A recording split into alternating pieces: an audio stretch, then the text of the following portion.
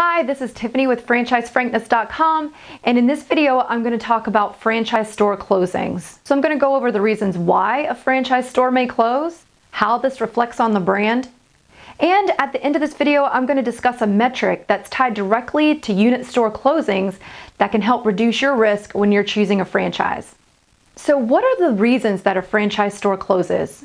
Reason 1, the unit's not making money. Simple as that. A store can be generating revenue, but if it's not turning profit, there's an issue. It could be that the initial sales projection was way too high, or it could be that the expenses are higher than what was expected. Bad location or bad access. If I had to make a list of the reasons that franchises close, bad location or bad access would be near the top of that list. If people have to work to find you, or it's challenging to get into the center in which you're located, that's going to affect your potential customer base. Operational issues. This could be bad service at the unit level, or in the case of a restaurant, it could be bad kitchen design, which would affect those ticket times. Bad PR.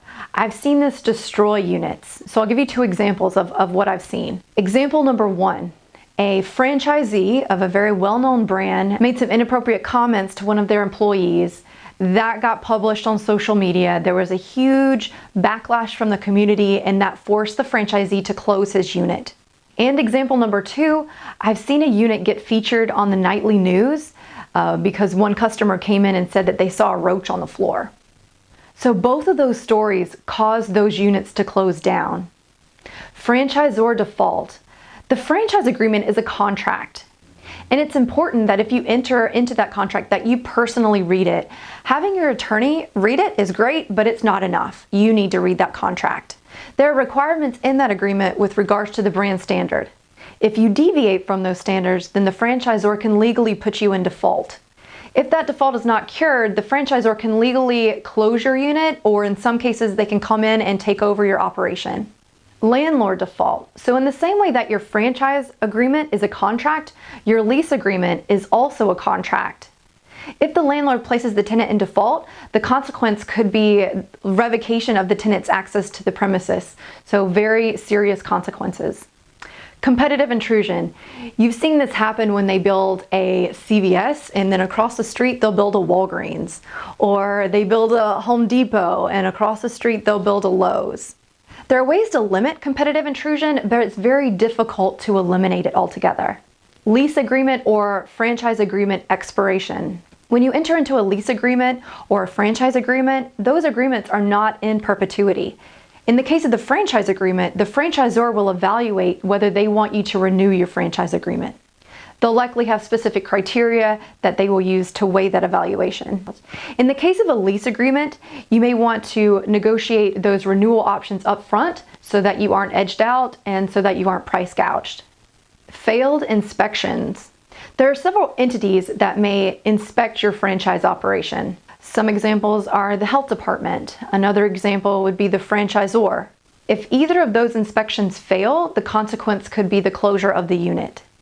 What do store closures say about the brand? Overall, store closures are not favorable. The important thing is to find out how many store closures have there been and why did they close.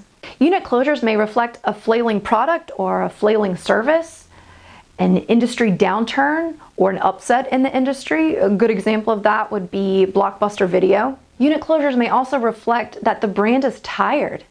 People have been there and done that. If there's no innovation in the brand, people get bored and they move on to the next new thing. Store closures may be a symptom of a weak operations team, and that can be very bad for the brand. If the brand falls into any of these categories, find out what they're actively doing about it. At the beginning of this video, I mentioned a metric that's tied directly to store closures. That metric is called continuity rate. The continuity rate is a measure of how many units are open at the beginning of a period versus how many units are open at the end of a period. Now, usually those periods could be an annual period, or I've seen them also expressed in 5-year periods. The continuity rate is also one of the basic criteria that institutions use to rank franchises. In general, the higher the continuity rate, the higher the success rate, and vice versa. The lower the continuity rate, the lower the success rate. So to get the idea, I'm going to go through a quick calculation. So the formula for continuity rate is the net number of units divided by the total number of units. Say that I have 50 units open and operating at the beginning of a year. Now, over the course of that year, say that I open an additional 20 units. So now I'm here at the end of the year with 70 units. Now, let's say that 10 of those units closed for one of the reasons that I cited at the beginning of this video. So my net is 60 units, and I'm going to divide that by 70 to get the continuity rate. So in this case, my continuity rate is 85.7%. You want that continuity rate to be high. Generally speaking, the higher the continuity rate, the better. Just be sure to factor growth into the equation. A brand can have a continuity rate of 100%, but also have not added any units over the course of a period. That wraps up this video. Please subscribe for more videos and visit our blog over at franchisefrankness.com. I'll link that down below. Thank you so much for watching and good luck on your franchise journey. I'll see you in the next video. Take care.